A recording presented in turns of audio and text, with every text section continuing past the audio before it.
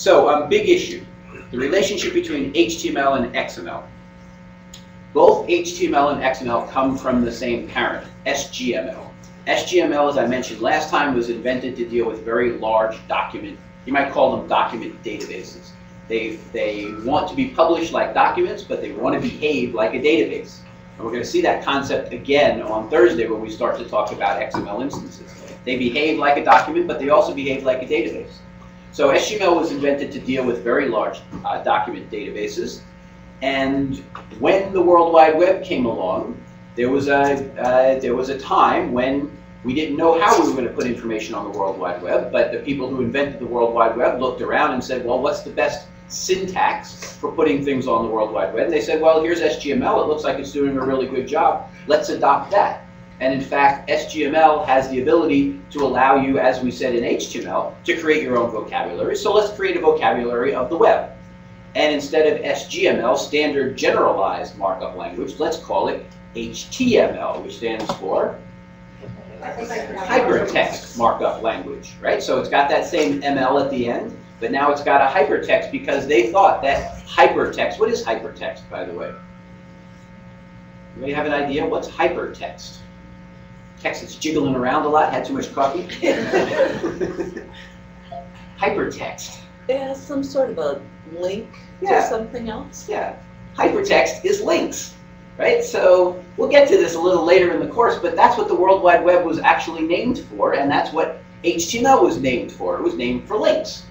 And I'd like you to kind of ponder that until we get to it in class. Well, of all things, why would they name it after links? Why were links such an important thing? Why did they think that links was really what was going on there?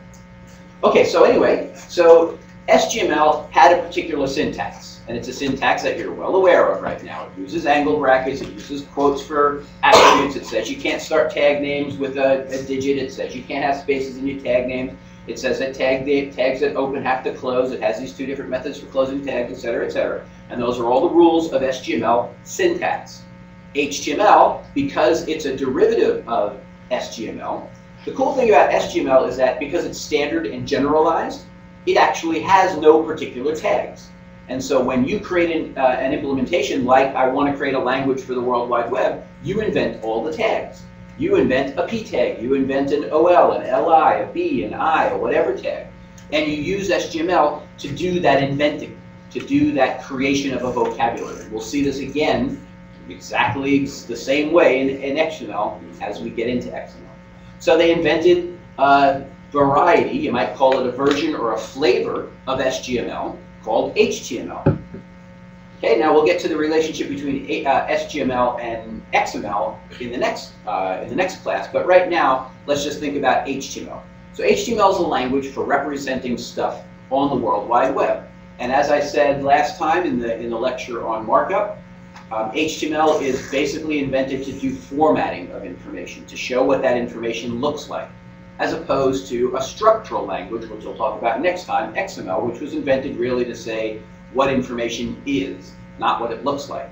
What it looks like versus what it is. HTML was invented really to talk about what what information looks like, whereas XML is usually used to represent what information is.